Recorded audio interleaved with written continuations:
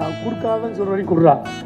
நாங்கள் ஒன்றுமே இல்லாமல் வந்தோம். நீங்கள் ஒன்றுமே தெரியும், ஒரு மண்ணு தான். நாங்கள் வரும்போது சார் ஒரு நாள் லேட்டாக வந்துட்டேன். அப்போ சார் சொன்னாங்க, நீ சரியான நேரத்துக்கு வா, உனக்கு திறமை இருக்கோ இல்லையோ, உனக்கு திறமைக்காரன் ஆக்கணும்டா, நீ நேரத்துக்கு வாடா அப்படின்னு சொன்னார். ஒரு முறை சார் வந்து லண்டன் போயிட்டாங்க. ஒரு 3 months நினைக்கிறேன் போயிட்டாங்க. நானும் ராஜேஷ் கூட ஒர்க் பண்ணிட்டு இருந்தோம்.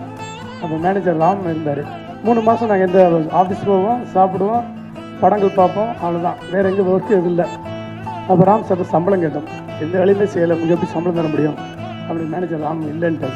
அதெல்லாம் கேட்க முடியாது, உங்களுக்கு சம்பளம் கிடையாது, சார் வந்தால் தான் அப்படின்னு சொல்லிட்டாங்க. அப்புறம் ஒரு நாள் சார் கால் பண்ணும்போது ராம் கேட்டார், இந்த மாதிரி பண்ணுறாம் ராஜேஷ், டெய்லி வராங்க போகிறாங்க, ஒரு வேலையும் செய்கிறதில்ல, சம்பளம் கொடுக்கணுமா சொன்னார். அப்போ சார் சொன்னார், நான் கொடுக்காதன்னு சொல்ற வரைக்கும் கொடுறா அப்படின்னு சொன்னாங்க. ஸோ ஒரு குருனா எப்படி இருக்கணும் அப்படி தான் அவங்களுக்கு. ஸோ படம் பார்க்குறதாலும் சரி, ஒரு தேட்டரில் படம் பார்க்குறதாலும் சரி, எந்த படமாலும் பார்த்துருந்தோம் நாங்கள். அதுக்கான டிக்கெட் கொடுத்துருவாரு, அதுக்கான பேமெண்ட்லாம் கொடுப்பாங்க. ஸோ ஒரு குரு எங்களை எப்படி வளர்த்தாரு அப்படின்னா, நானும் ராஜேஷ் இன்னைக்கு ஒரு டைரக்டராக இந்த இடத்துல நிற்கிறேன்னா அது ஒரு குருநாதர் தான். அவருக்கு இந்த இடத்துல நன்றி.